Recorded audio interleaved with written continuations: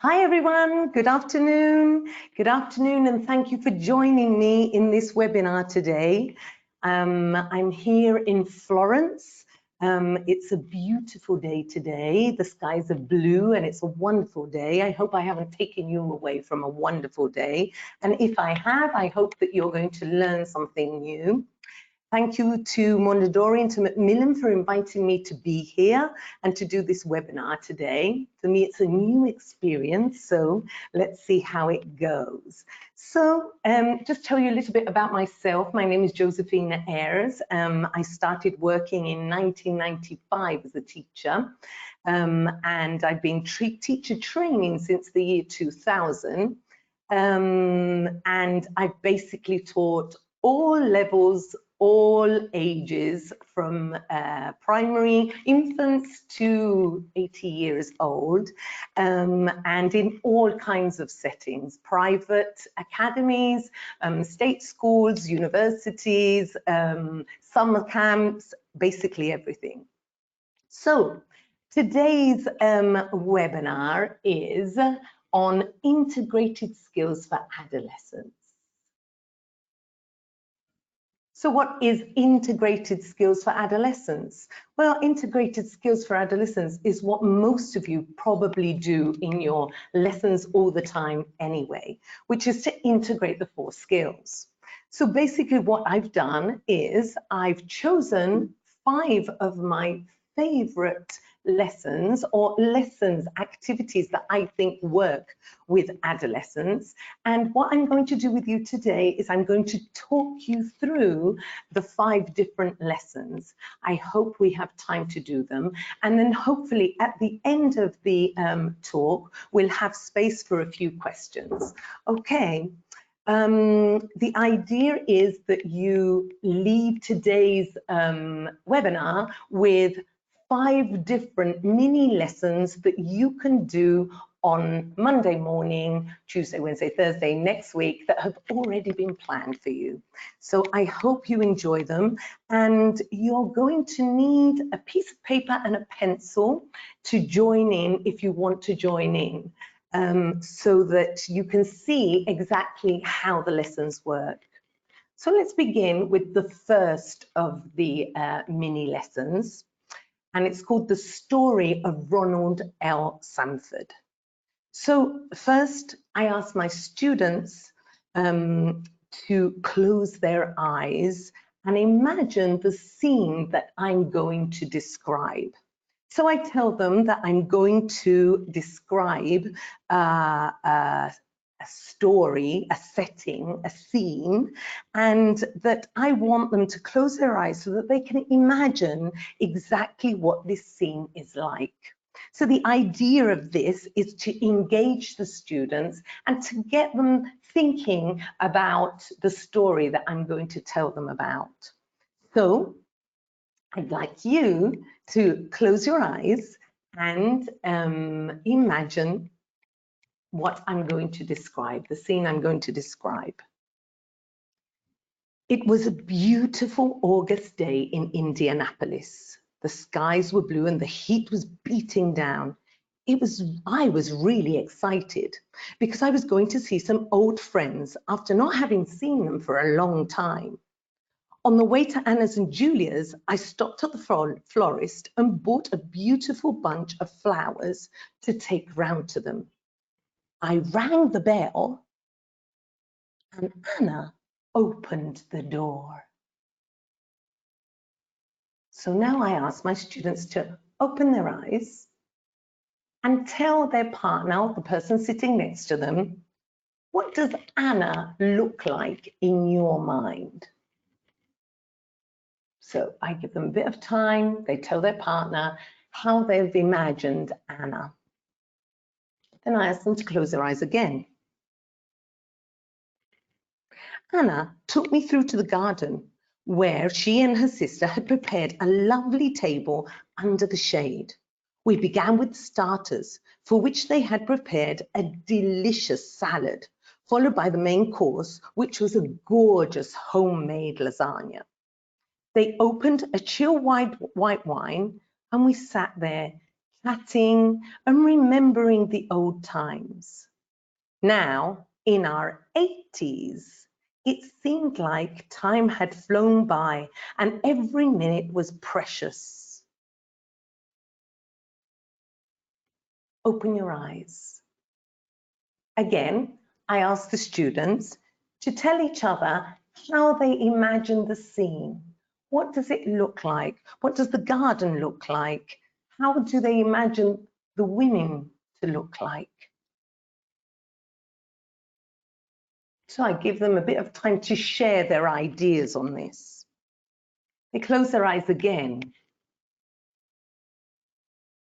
I got up to go to the toilet, which was upstairs. While I was in the toilet, I remembered the time when we had gone on a trip to New York and how much fun we had had together.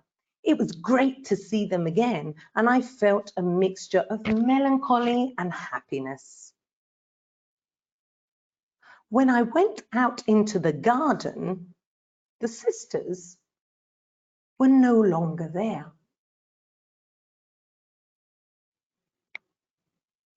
Open eyes. Students open their eyes again.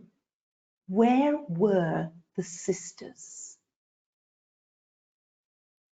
So the students tell each other where they think the sisters are.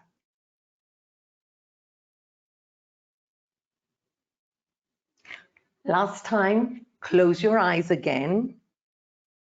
I shouted out and did not hear a response, so I went back into the house and started looking around. I looked everywhere, and I was shocked to find Anna and Julia dead and covered in blood at the entrance of the house. So what we're doing here is we're building up a bucolic, wonderful, beautiful scene. The students have imagined the scene in their heads, they've talked about it, and then wham, something happens that changes that scene completely. And usually this grabs them in some way. I then go on to ask them what had happened, what happened, why do you think, no, sorry, I'm going to go back a moment. I then go on to ask them, well, what they think has happened, and then I tell them what happened. Tell them that it's a murder and that it's based on a real story. 2 young men walk into this house in Indianapolis and kill these 2 sisters.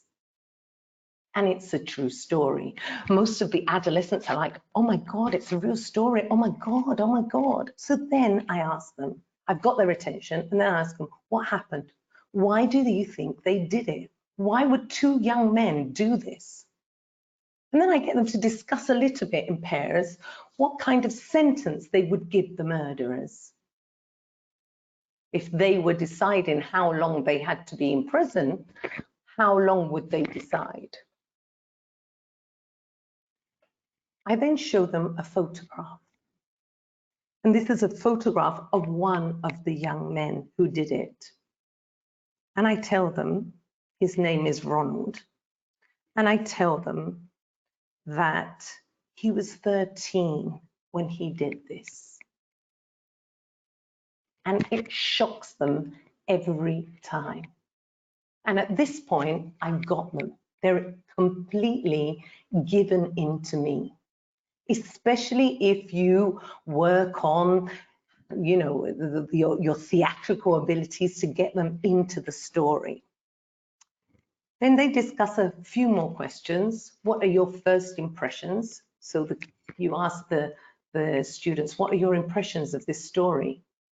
Would you change the sentence now that you've seen the picture of the boy? And can a boy of that age really understand the consequences of his acts? So they talk about that again, and usually they are engaged in this.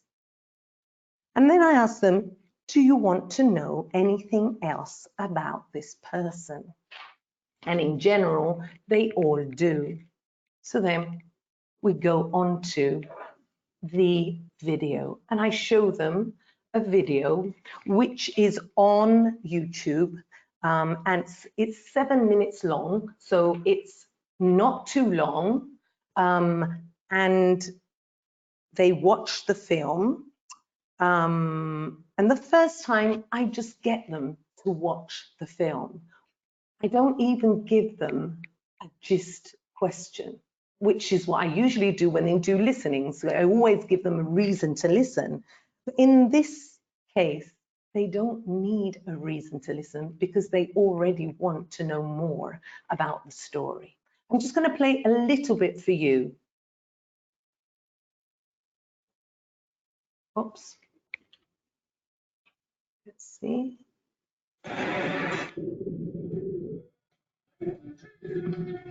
The offenders in this unit are locked down for 23 hours a day.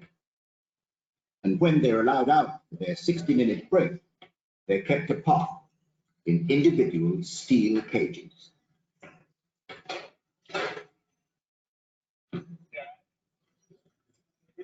One of the men is 38-year-old Ronald L. Sanford. By any measure, and in any prison community, his is an exceptional story.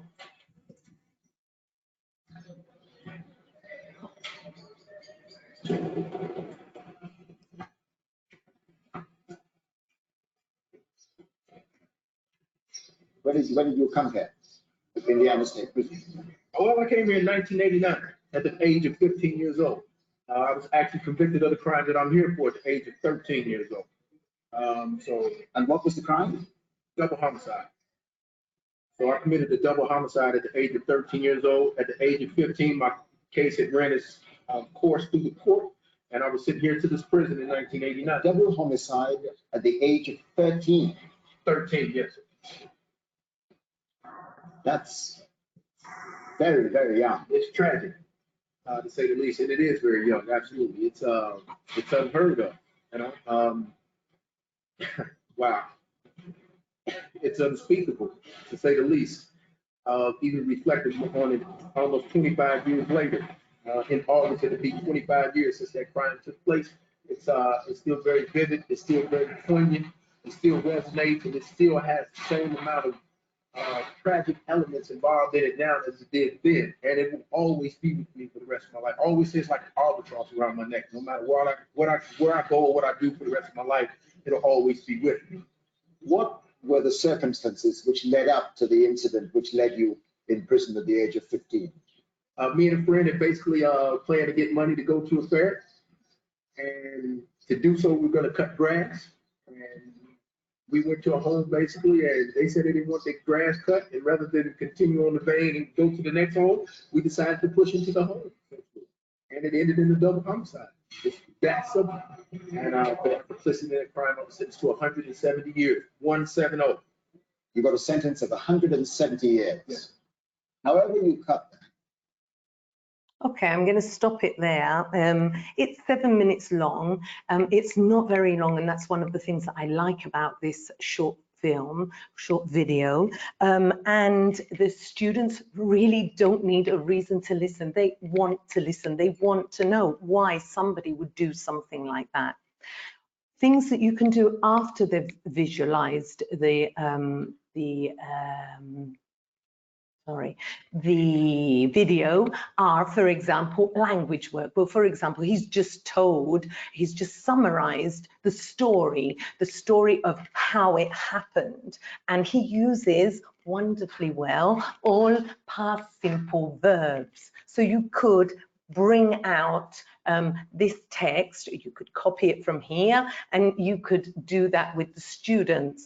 Another language activity that you could do, which we haven't seen yet, but is straight after this part, is he talks about all the things that he's never done, because he's been in prison since he was 13. So he says, I've never traveled, I've never been on a plane, I've never and all the things that he's never done. So you could obviously work on the present perfect. It's wonderful because there are about 8 different lines where he uses I've never, I've never, I've never.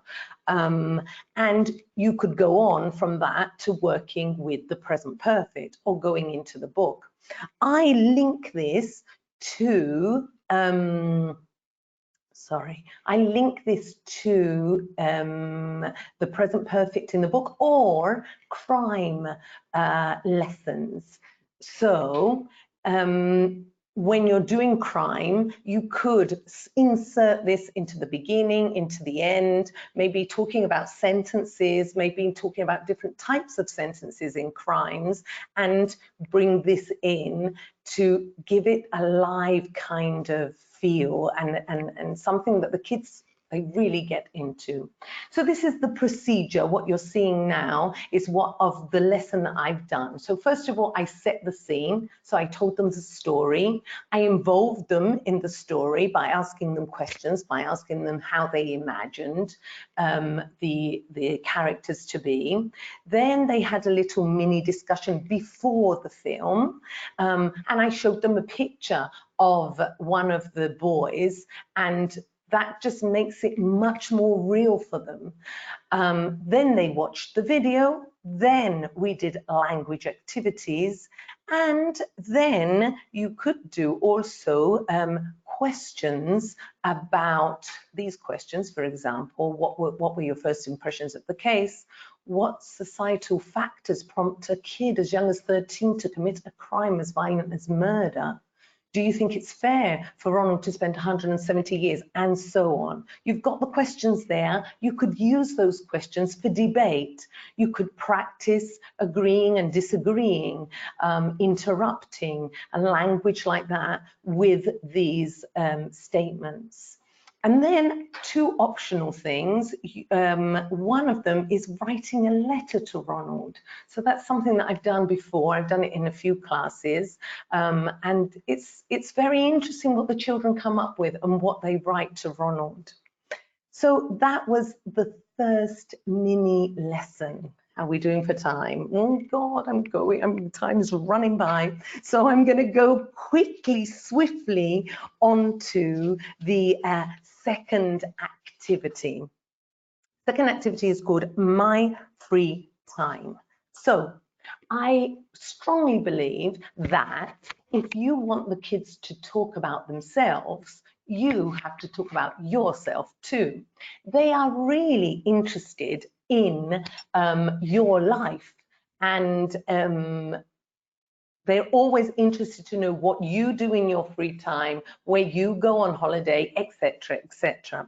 So this is the theme of this next lesson, my free time. But this theme could be anything. I've used this. So to engage the students first, I ask them to talk a little bit with their partner about what they like doing in their free time.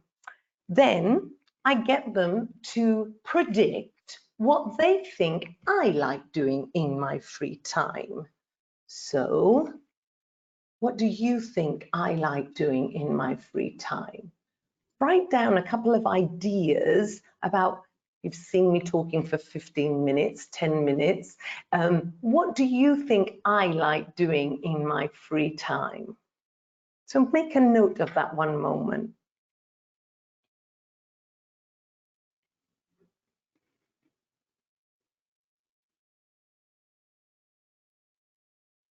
So they note down what they think you like doing in your free time, and then you read them a text. In my free time, I love going to the cinema. I try to go to the cinema at least once a week. I like most types of films, but I hate science fiction. One of my favorite films is Amélie. I really enjoy dancing, especially tango. This year, I go to tango lessons every Tuesday evening. For me, dancing is like therapy, and I try to do it as often as possible.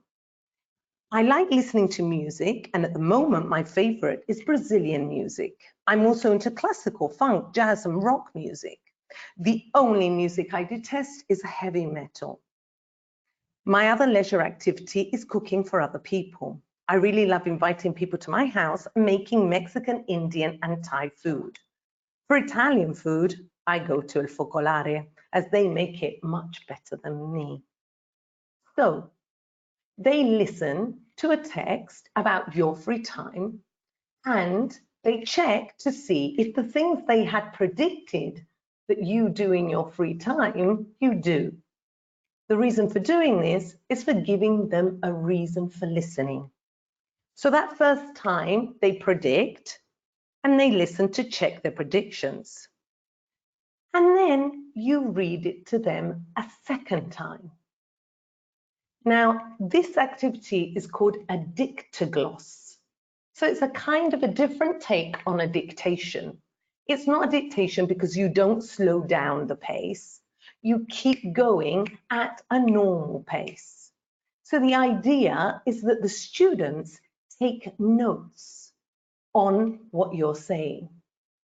So in order for them to do this well, you need to focus on the fact that not all words are important in a sentence in terms of understanding, and elicit from the students which words have content, which ones carry content.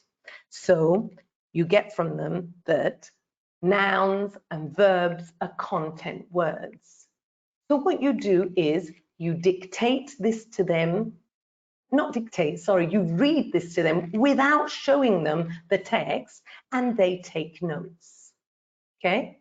Then they get together in pairs or in threes and they have to reconstruct the text. I'm just going to show you the text one moment. Oops, here it is, my free time. So this one is very simple text, which I've made up about my free time and the things that I like doing in my free time. And you read this to them first for checking their predictions about what you like doing in your free time, and second for making notes and making notes of the content words. You can help them a little bit by asking them how many paragraphs are there in that text and what each paragraph is about. So you can elicit from them that paragraph 1 is about cinema, paragraph 2 is about dancing, paragraph 3 is about music, and paragraph 4 is about food. So this is like their skeleton, which you could put up on the board. And then they reconstruct the text. So they work together to try to make the text as close to the original as they can. So this usually gets a lot of collaboration, a lot of writing, and if you want to give it that little bit of competitiveness, you could say, well, if you've got a book that maybe you've got too many copies of, or if that there's a prize for the dictogloss that's the closest to the original, or a sweet. It doesn't have to be something expensive. They're always into that kind of competitiveness. And I think it's fun as well. It makes it a bit fun. So they reconstruct the text, and then I'm just going to put it onto the next one. So we're here, we're reconstructing the text, okay? So they're reconstructing the text, and then you get them to compare with another group. So 2 have reconstructed the text, 2 have reconstructed the text, and they compare to see whether it's the same or different, what kind of things they've written the same or not. And then you give them the original.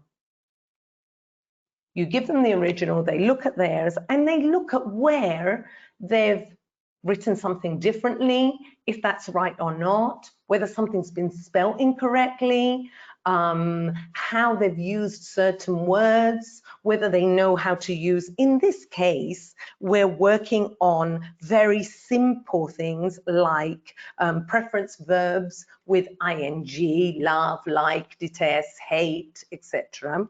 Time expressions, once a week, every Thursday, etc. And free time vocabulary. But the text can be about anything. So the idea is that they reconstruct the text, then look at the original, and finally, you can focus on the grammar, on the form, on what form's used, and then finally they would write their own version of free time. Okay. So that is the procedure for that.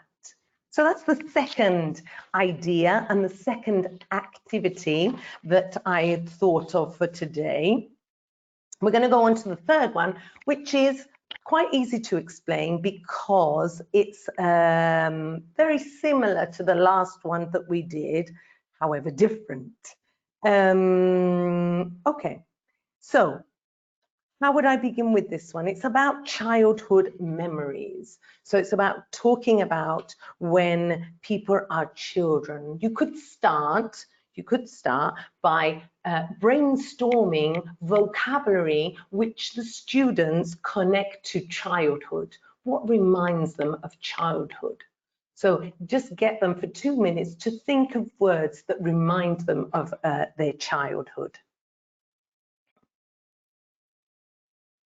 Then I would go on to discussing these questions. So this is childhood chat, I've called it. So it's 7 different questions about their childhood. So what memories do you have about your childhood? Do you remember specific incidents? How far back can you remember? How did you feel when it was Christmas? Can you remember your primary teachers? What games did you used to play? And do you think you had a happy childhood? So these are typical questions that you may find in any course book about childhood. So you get the students to talk about those. And then you get them again to listen to text, and to answer these 2 questions. Listen to the text. How many paragraphs are there? What's the subject of each text? So then I would read them again, a little text. I have lots of memories when I was a child. I remember that at Christmas, I used to get very excited about receiving presents. I also remember that I used to love going to school. My favourite subjects at secondary school were drama and dance. I really didn't like chemistry because I found it very difficult. My parents sent me to lots of extra activities. I used to go to ballet, tap dancing lessons and piano lessons. I also used to go to Spanish school, which I really hated at the time and now feel very grateful for. I was the same as lots of other girls and had lots of dollies. I used to love playing with their clothes and hair. My favourite games were marbles on the drains at school and hopscotch. So you get them to think about those 2 questions and answer those 2 questions for you. And then you just do plain old dictation. I love dictations. And one of the reasons why I love dictations is because it works on all the skills and it integrates the skills very well. So when you do a dictation, the students are listening and writing and reading what they've written already. So you're practicing 3 skills in one with dictation. And I think it's highly underrated and is worth doing in class. So you dictate the text to the students, and the students, again, like the dictogloss, like the activity before. Now, you may think this is very similar to the last activity. It is very similar, but I would say that the dictogloss is a bit more challenging, because the last one, you don't dictate word for word slowly. They're taking notes and then reconstructing it. Here, you're dictating word for word. Still, I still think it's worth doing in the classroom. So they compare their versions with their partner, and then they compare their versions to the original, noticing the differences between theirs and the original. So here, if you look at the text, we're testing past simple, we're testing used to, we're testing subjects, but mostly past and used to, past simple and used to, okay? So it's a way of testing before teaching. So instead of teaching the past simple again from the book, doing this first and seeing how they go and seeing if they understand and seeing if they can pull out the words that are past simple regular, past simple irregular, used to, and what it's followed by, etc., is a way of doing the past simple without having to just rely on the book. So that would be your language focus. To take this a step further, I would get the students to think about what kind of questions you would need to ask somebody in order to get this information from them. So, what's the first paragraph about? Christmas, correct.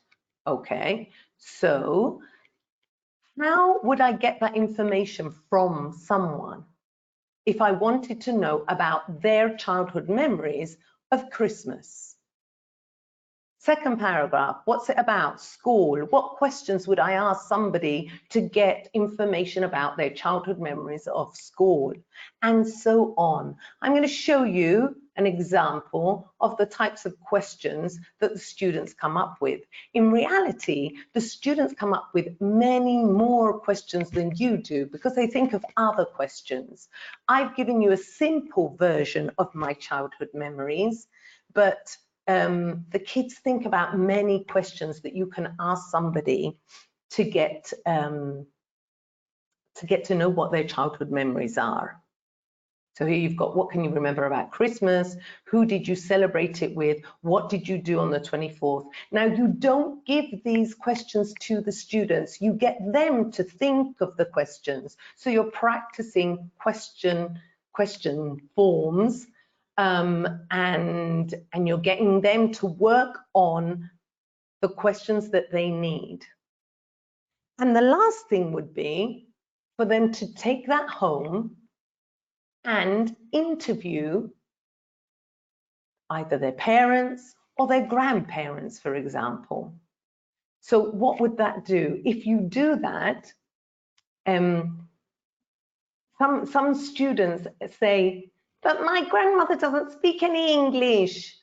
Profe, my grandmother doesn't understand. How am I going to ask her these questions? Okay, well, they're allowed to ask the questions in Italian or Spanish or whichever is your mother tongue. They can ask those questions, that's not a problem.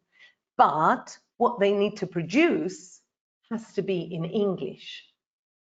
So they can ask the questions in Spanish, Italian, whatever language, but what they produce is in English. So here is an example of a text that one of my students wrote after having asked, I think it was her mother, the questions. So just have a look at it one moment. She was very excited, couldn't sleep before the Three Kings arrived on the 6th of January. She used to get up very early to see what time the Three Kings had brought her So what time the three kings, or what the three kings had bought her. She didn't used to get many presents, but she remember the time the three kings bought her a Ludo game. So this is I've rewritten it because I had a photograph of it, but you couldn't really see it very well. So I've rewritten it with the mistakes that the student had. Her favorite subject when she was at school were geography and literature. She used to enjoy a lot reading tales about traveling and the science fiction. So you can see that it has some errors, which is brilliant, but they've got a text. And I've had mothers and grandmothers say, "Oh, it's so nice, that homework that you did. She's never asked me about my childhood. She's never asked me about my memories." And it's actually a way of the students bonding with their family, which is really nice.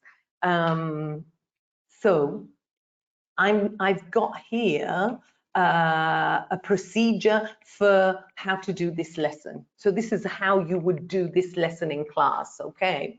You introduce a topic, you listen, then you do the dictation, they compare to the original, they focus on form, you get them to think of the questions, and then they interview their family member. So just in case you need a bit more guidance on how to do that lesson, here it is. Okay,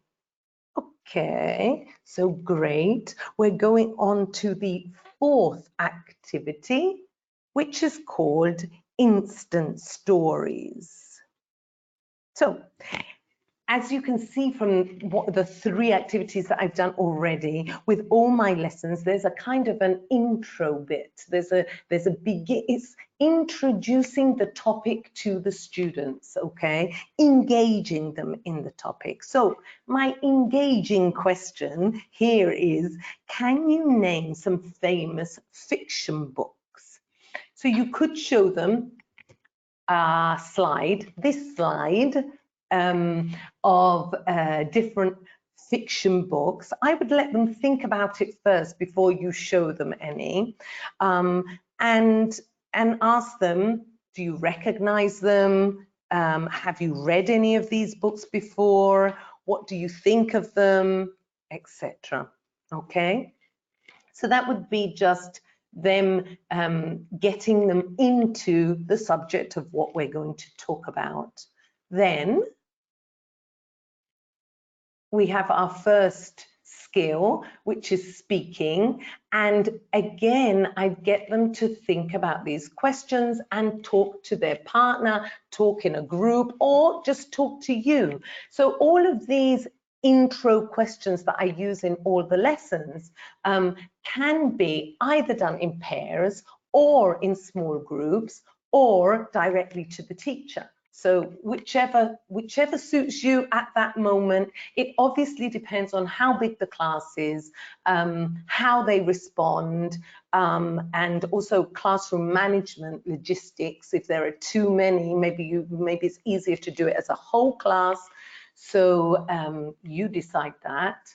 And so they talk about these different things. You give them a little bit of time. The only question that I would get feedback on here is the last one. What makes a good story? So that's something that I want them to start thinking about. What makes a good story? What do you think makes a good story?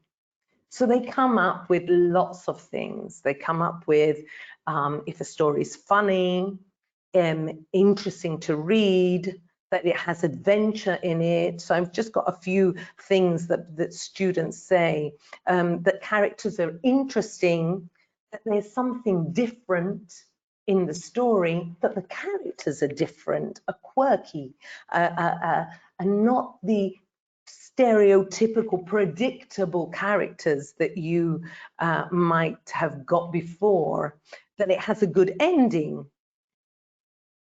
Something new is what they say a lot, something new. Okay, So you've set the situation. We're talking about stories. We've got their schemata going. We've got their heads going about what makes a good story. And now you say to them, well, you know what, guys, well, you have to help me write a story, I'm afraid, today. You've got to write a story, and I'm going to help you write the story. I'm going to give you the skeleton of the story, but you've got to complete the story. So, the title of the story, and I dictate the title to them, A Holiday Nightmare. Everybody write that down, please. Get a piece of paper and a pen and write down A Holiday Nightmare. Great. So, at this point, make sure that the students have got a paper and a pen, and you start, once again, dictating. When I was, how old were you? How old were you? 5, 6, 10, 20? We went to, where did you go? Where did you go? The beach, the mountains, a city? 4-hour holiday, full stop. I went with, who did you go with? Did you go with friends? Did you go with your family? Did you go with your teacher? Did you go with your classmates? I went with who? What do they look like? What does this person that you went with look like? How old are they?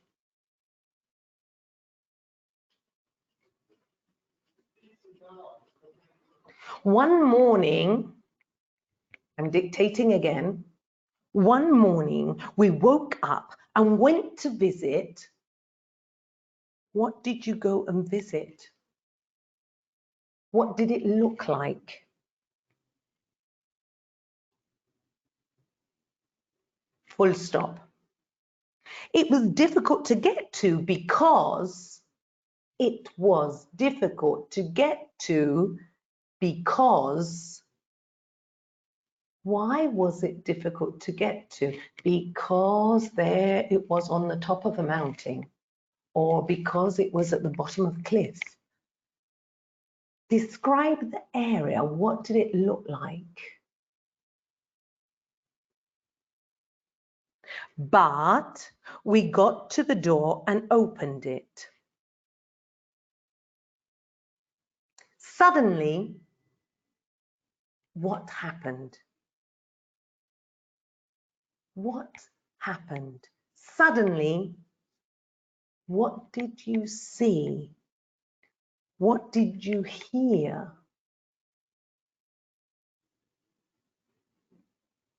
How did you react? So you stop and you give the students time. So basically, I'm going to show you.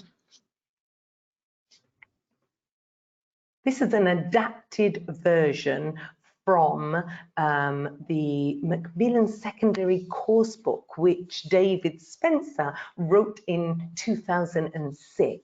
Okay, so in that book, I remember that there was a story. I'm not sure if it was called A Holiday Nightmare. I don't think it was, but I've taken the kind of idea from that story and adapted it. And basically what you see in grey is what you dictate, and what you see in red is the part that they have to complete and imagine and write. So you do this, giving them time to write down their answers. And what you have at the end of the exercise are 13, 15, 20, 25, 30, I don't know how many students you have in the class, but effectively you should have 18 stories. Okay, maybe not great stories, maybe not brilliant stories, maybe they're not going to win the book prize, but you have a piece of text from each of the students in your class. And that for me is one of the beauties of this exercise, that you actually have already text from the students. So then what I do with this is I work on, oh, sorry, you could, to give it an element of competitiveness again, you could say to them, you know, we're then going to read some of them and we'll choose the best one, or we'll give them a mark, or the best one will win a prize, or whatever it is you do to motivate your students, okay? They could also read each other's stories and just read the person next to you, maybe just exchange with one person. It really also again depends on the setup that you have in class, and they give each other a mark. And then I would then either link this to the past simple and the past continuous, or the lesson with the past simple and the past continuous in your class, in your lesson, sorry, in your course book. Or you could also work on time linkers. Then after that, at first, finally, you could work on extreme adjectives, for example. Basically, you could work on anything connected to stories. Adjectives, extreme adjectives, etc., time linkers, etc. They would take that text home and they would rewrite a better version of the holiday nightmare. So they have the skeleton, you do the language work with the book, and then at the end of that, they take it home, they rewrite it, which is what good writing is about rewriting and having the time to rewrite. Okay, so we're on to the last one, and time-wise, we're doing great, so I'm very happy. We're on to the last activity that I have for you, and it's called warning. Great. Okay, so fifth mini lesson for you. And I asked the students to brainstorm words that they use to describe age. So what kind of words do we use to describe age? You give them some time, they think of the words that they use to describe age, and you will get young, old, adult, I don't know, teenager possibly, child, baby. These are some of the words you will possibly get from your students.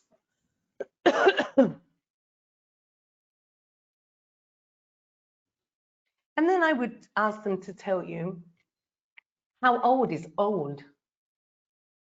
How old is a child? How old is an adult? What would you call, and careful with this one, middle-aged? You'll be surprised what middle-aged is. It's very young, in my opinion, what they come up with. Okay, then they brainstorm once again in pairs or in threes or in however many you decide is a good number for your class. They brainstorm words connected to old people. So objects, glasses, a handbag, Kleenexes, I don't know, what else could we say? Hats, a walking stick, actions. Well, I got a very funny one when I was in Spain. They said, watching the builders build. Yes, it's true. They watch the builders build because they've got time, so they watch how builders build.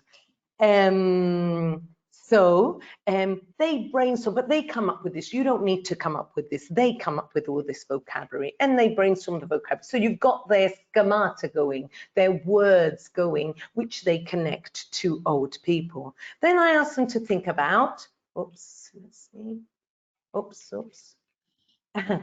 think about an old person that they know well, an old lady that they know well. If it's possible, an old lady, if not, an old person. And I get them to think about what's their personality like? What are they like? Are they grumpy? Are they friendly? Are they happy? What's their appearance like? Are they small? Are they tall? Are they thin? Are they very wrinkly? Are they what? What kind of way? How do they dress? How does this person dress? What are their hobbies and what's their routine? What does this person do in their daily routine? So they think about that, they turn to their partner or in small groups and they tell them about an old lady that they know well. So you're personalizing this and they're getting involved because it's something that they know about and the other person probably doesn't know about this other person. So it's not something that you talk to your friend about when you're a teenager, an old lady that you know. But if you're asked to do it, you will do it. The other person will listen because they don't know anything about this other person. So that's that information gap that we need when we're doing speaking activities. Then they go on to talk about these questions. Do you think you will change the way you do things when you are old? Will you have a different attitude to life?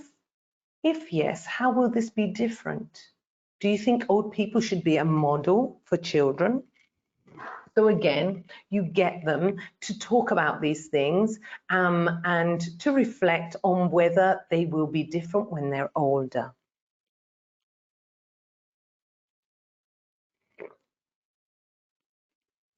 Okay, and then you tell them, I'm going to read you a poem and it's about an old lady. And I'd like you to listen to the poem and see if any of the things that you mentioned in this, which are connected to old people, if any of them are mentioned. And you read them the poem.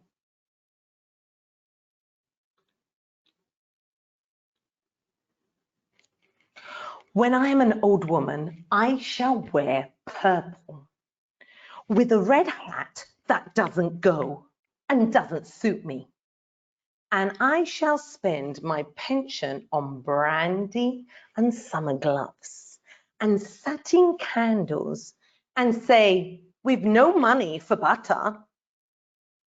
I shall sit on the pavement when I'm tired and gobble samples in shops and press alarm bells and run my stick along the public railings and make up for the sobriety of my youth.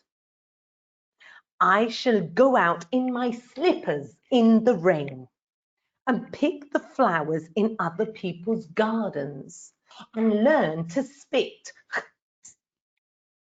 You can wear terrible shirts and grow more fat and eat 3 pounds of sausages at a go, or only bread and pickles for a week, and hoard pens and pencils and beer nuts and things in boxes. But now we must have clothes that keep us dry and pay our rent and not swear in the street and set a good example for the children.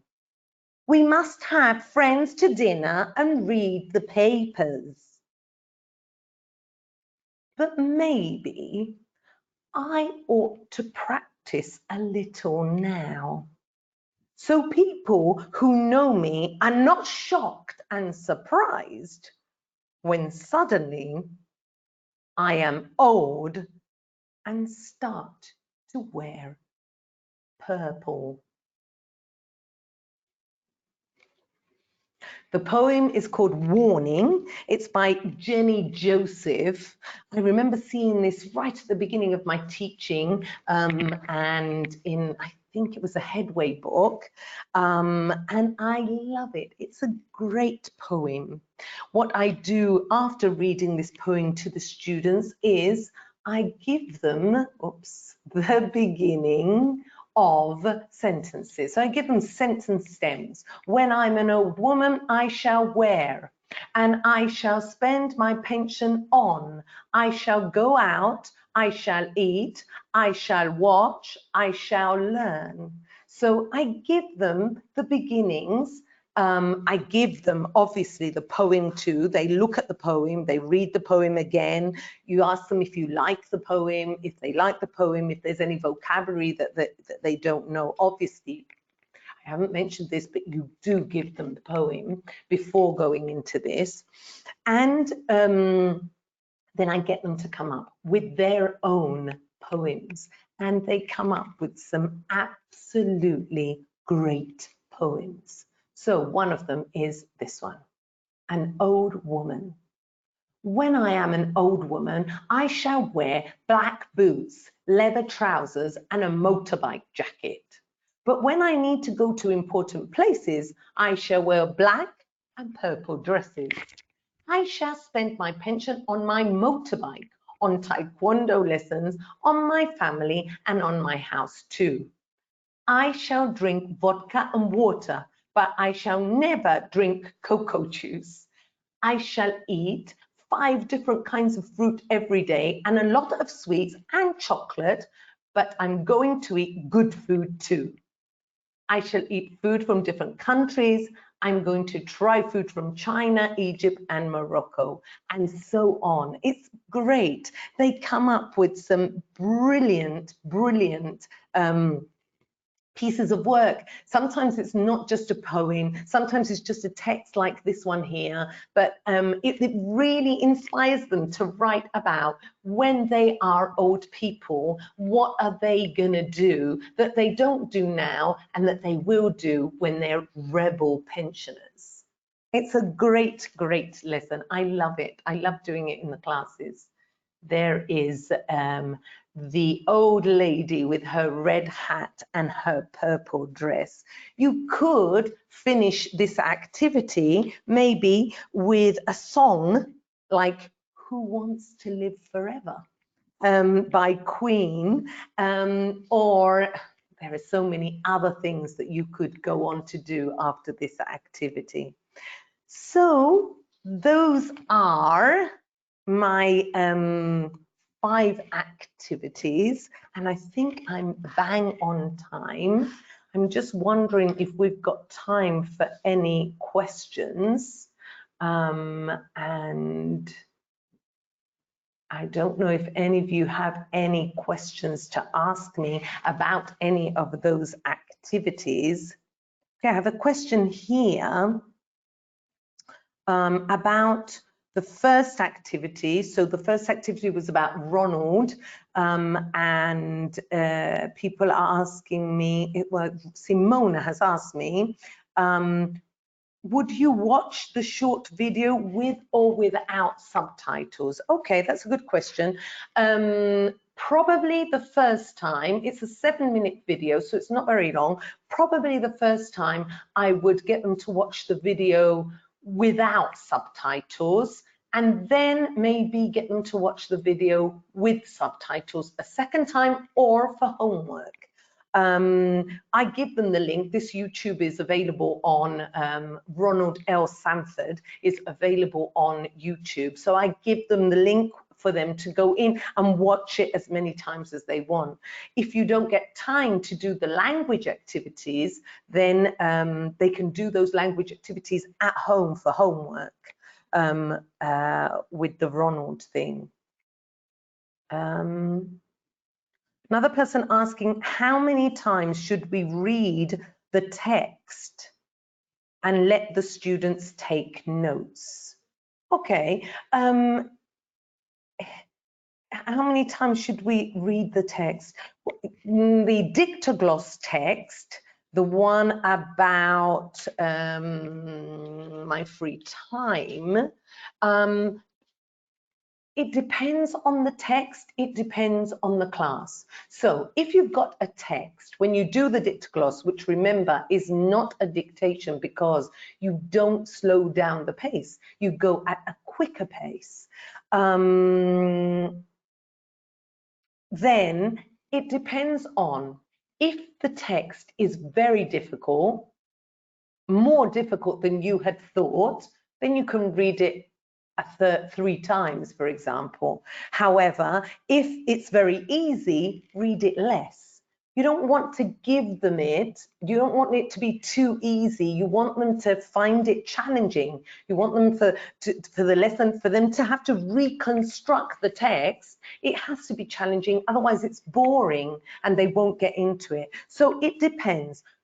The more difficult the text, the more times you can read it, but don't make it too easy, because if you read it too many times, then it's just too easy for them. Okay, and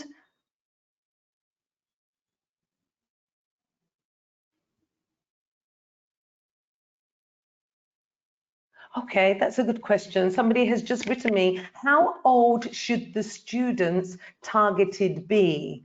I'm not sure which activity you're talking about for this question. If you're talking about the first activity, which is probably the most difficult, I've done it with 13-year-olds upwards. Because the boy was 13 when it happened, I've done it with 13-year-olds and above.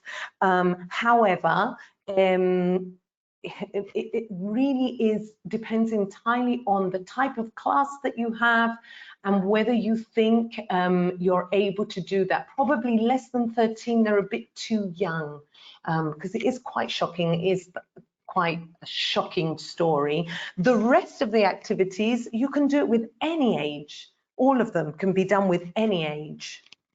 What else do I have? Do I think dictations are suitable for all ages? Yes, definitely, definitely. All ages. I've done dictations with teachers in state schools when I've done language courses with proficiency, because I don't slow down at all. And they're reconstructing, and depending on how difficult the text is and what kind of text I use, yes, I think it's suitable for all ages. Am